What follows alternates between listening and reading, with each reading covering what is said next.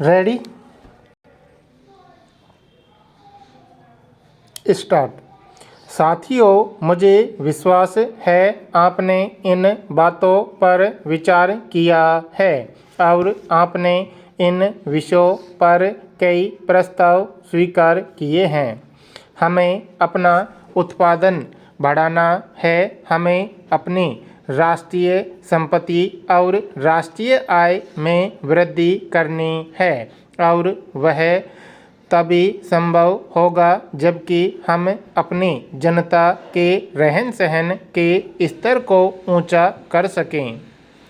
जहां तहां वर्तमान संपत्ति का अधिक न्यायसंगत वितरण करके हम स्थिति को कुछ सीमा तक ठीक कर सकते हैं, इसे करना चाहिए। परंतु यह इसलिए नहीं कि इससे रहन सहन का स्तर ऊंचा करने में विशेष अंतर आएगा। अंतर तो आएगा लेकिन कुछ विशेष नहीं, लेकिन इसे करना चाहिए चूँकि यह उन्नति के अनुकूल परिस्थितियाँ उत्पन्न करता है और यदि ऐसा नहीं होता तो यह भावना बराबर बनी रहती है कि लोगों के साथ न्याय नहीं हो रहा है और तब वे जो काम करते हैं जी लगाकर नहीं करते। इसलिए यह सबसे पहले आवश्यक हो जाता है कि जहाँ कहीं भी घोर विषमताएं हों, वहाँ इन विषमताओं को कम करने के प्रयास हम लगें, लेकिन अंत में अधिक संपत्ति सभी तरह के माल के अधिक उत्पादन से ही आएगी। अनुमानतः आप लोगों में से बहुत से बड़े उद्योगों के प्रतिनिधि हैं और मुझे संदेह नहीं कि बड़े उद्योगों द्वारा उत्पादन आवश्यक है, लेकिन वर्तमान घटनाओं के प्रसंग में मैं कहना चाहूँगा कि जब हम उत्पादन की वृद्धि के विषय में बात करते हैं, वह चाहे अन्न का हो चाहे किसी दूसरी वस्तु का, तब यह आवश्यक है कि हम छोटे पैमाने पर होने वाले उत्पादन को भी खूब प्रोत्साहन दें।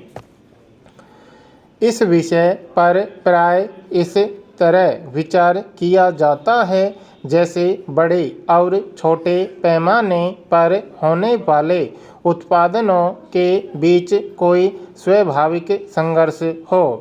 शायद इस तरह इस प्रश्न को और तरीके से सोचा जा सके, लेकिन संघर्ष के इस विचार को अलग रख कर यह मुझे स्पष्ट जान पड़ता है कि विशेषकर आजकल और संभव है आगे भी छोटे और बड़े दोनों को साथ ही साथ चलना पड़े और खासकर स्वल्पकालीन योजना के अंतर्गत आज सभी प्रकार की चीज़ों के छोटे पैमाने पर होने वाले उत्पादन को बहुत अधिक बढ़ाने की आवश्यकता है, क्योंकि सभी तरह की चीज़ों की कमी है। इस समय हमारी वास्तविक आवश्यकता यह है कि एक ऐसा मनोवैज्ञानिक वातावरण उपस्थित किया जाए और एक इस प्रकार का संगठन हो जिससे दोनों तरह के उत्पादनों के पारस्परिक संघर्षों का निपटारा हो सके। अब जब कि हम और दुनिया के साथ साथ कुछ संकटों का सामना कर रहे हैं और साथ ही हमारी कुछ अपनी विशेष कठिनाइयाँ भी हैं, तो हमें कैसे आगे बढ़ना चाहिए। जो पहला विचार किसी के मन में उठता है वह यह है कि इस टूटती हुई दुनिया में जो कि फिर एक विशाल संघर्ष की ओर बढ़ रही है। जितनी जल्दी हम भारत को अपने पैरों के सहारे खड़ा करते हैं उतना ही अच्छा है। इस समय हम अपना पूरा बल लगा सकेंगे। साथियों, कोई भी बड़े से बड़ा विशेषज्ञ भी यह नहीं कह सकता कि कब तक यह अनिश्चित शांति दुनिया में बनी रहेगी। हम आशा करते हैं कि यह बहुत वर्षों तक बनी रहेगी, लेकिन यह किसी समय भी भंग हो सकती है। और यदि ऐसा होता है तो आप अनुभव करेंगे कि सभी तरह की अप्रत्याशित बातें हो सकती हैं। और अगर शांति भंग हुई तो वह हमें ऐसा हिला देगी जैसा कि आज तक किसी अन्य बात ने हमें नहीं हिलाया। प्रश्न यह है कि इस आकस्मिक संकट का सामना हम कैसे करें।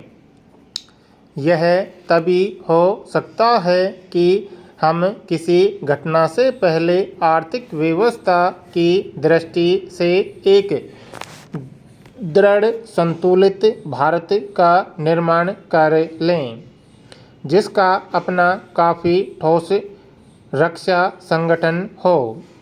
याद रखिए कि आज रक्षा संगठन के क्या अर्थ होते हैं।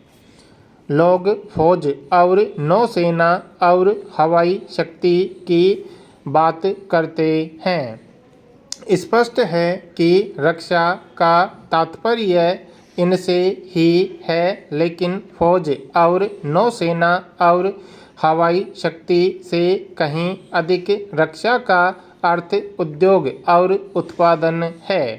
नहीं तो संसार के सिपाही भी भारत का कुछ भला न कर सकेंगे। लोग अनिवार्य फौजी सेवा की बात करते हैं। एक दृष्टि से मैं साधारणतः अनिवार्य फौजी सेवा के पक्ष में नहीं हूँ, लेकिन मैं इस प्रकार से इसके पक्ष में हूँ कि यह जनता को कुछ अधिक अनुशासन सिखाएगी। शारीरिक उन्नति की दृष्टि से भी मैं इसके पक्ष में हूँ, लेकिन अनिवार्य सैनिक शिक्षा की बात रक्षा की दृष्टि से कोई विशेष महत्व नहीं रखती, क्योंकि वास्तविक समस्या यह नहीं है कि लोगों में युद्ध की मनोवृत्ति पैदा की जाए, बल्कि वह यह है कि उन्हें लड़ाई के साधन प्राप्त हों। अगर आपके यहाँ करोड़ों आदमी पुराने हथियार और लाठियाँ लिए हुए हों तो उससे बहुत लाभ नहीं होगा। आपको युद्ध के समय मुख्य साधनों का उत्पादन कर सकना चाहिए। वास्तव में युद्ध में हथियार और सभी तरह की चीज़ें आवश्यक हैं।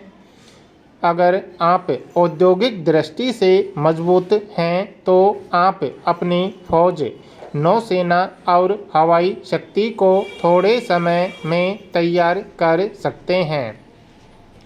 अगर आप अपने जंगी जहाज और सब कुछ विदेश से खरीदने पर निर्भर रहते हैं और वह स्रोत बंद हो जाता है और कुछ हजार आदमी युद्ध चिल्लाते रहते हैं तो वह बिल्कुल बेकार है।